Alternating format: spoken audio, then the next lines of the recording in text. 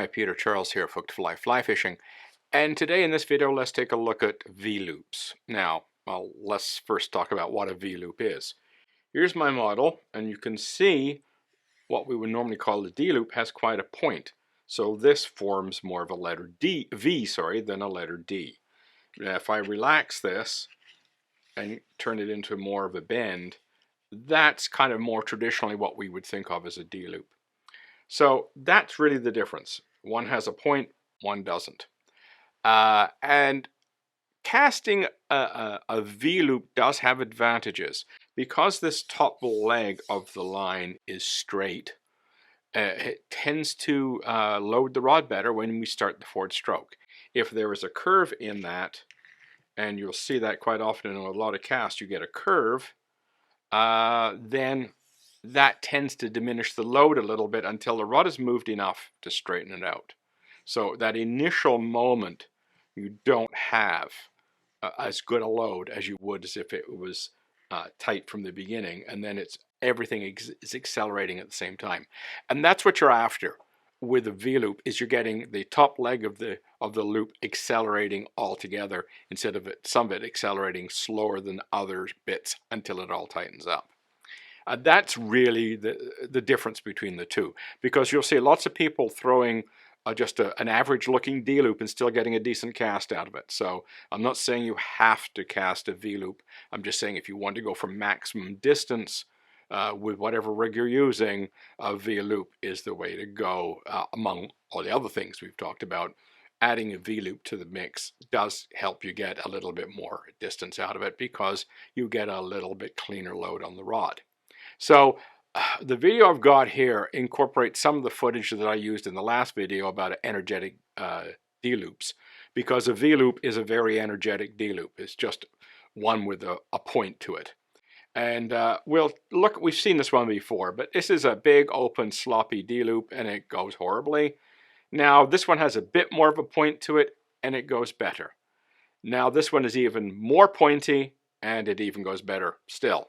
Unfortunately, that one went off the screen, so you didn't quite see the point, but that one had a much sharper point to it than the other two.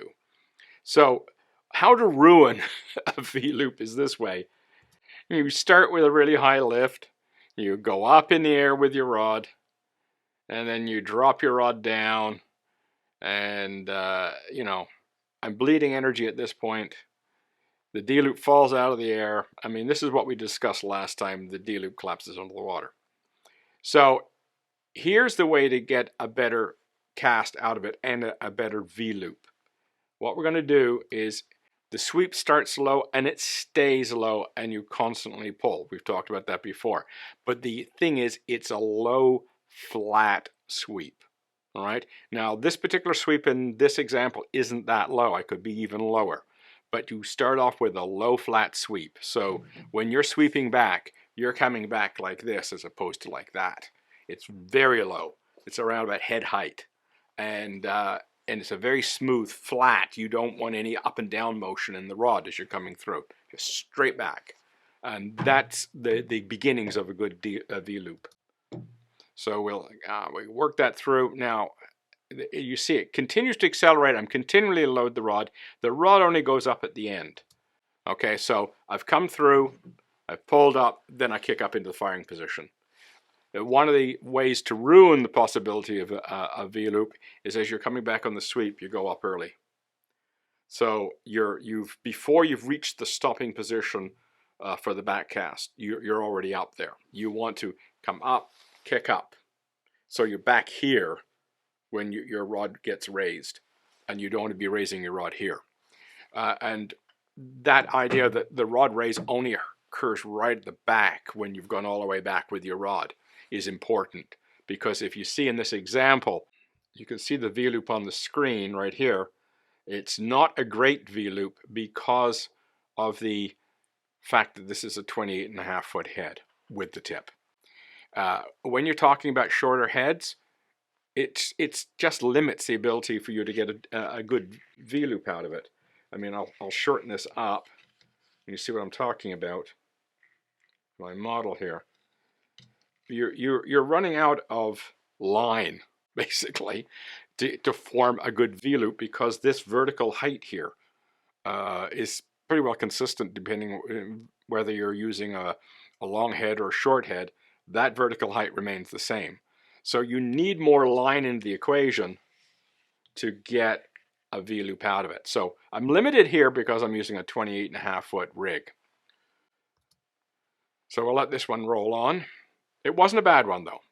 And as I said earlier, a lower sweep would have helped even better. Now I'm using a longer head. The sweep is lower. And we'll stop it right there. You can see it, though the point is going off the screen, you can see that's a very tight V-loop that I've got working there. So it's quite good, and it's because I used a low sweep, flat sweep with a longer head. You put those two things together, you're going to get a V-loop pretty well every time. So, and it produces an excellent cast, and away it goes. So the bottom line is good V-loops need a low lift, need a flat, low energetic sweep, and they need a firm stop in the backcast. And you want to keep the stopping position, stop, kick up. And you don't want to be going up early. That sweep has to stay flat and low all the way through. And it creates this compression of the D-loop, vertical compression of the D-loop, which gives you the V. And when you've got that, you've got a very, very energetic cast, you've got a deeply loaded rod, and you can get distance with not a lot of energy. So if you're after distance, or if you just want to bring your workload down, low sweep, you know, nice steady pull, and kick up at the end, you'll get a great cast out of it. And I'm always talking about singles. I should make this point. I should have made it earlier. But a lot of what I'm talking about applies to all the other casts too. If I'm doing a double Spey out of this position, let's say with the left hand, the same thing. My sweep has to be low and flat. No different. If I did a circle Spey in this position, I make my circle, then that low flat sweep. Same thing. So though I'm using single Speys, it applies to all the other casts. A low flat sweep with a late kick up, you're going to have a V-loop out of it. Also, the other thing to keep in mind, you need a longer line. So if you're using a short line, it's going to be more difficult. I'm not saying impossible, but it's going to be more difficult, and you're not going to get a really point to it. So it would be a little bit silly to try and work to get that. Those are the limitations of working with really short heads. But once you get into a sort of a more of a medium head to a longer line, when you get into long bellies, boy, you can get a really, really tight V-loop out of those things. So it depends on the line you're using, but you know, a V-loop is a good thing to work towards if you want to get distance with minimum effort. So keep that in mind. Cheers.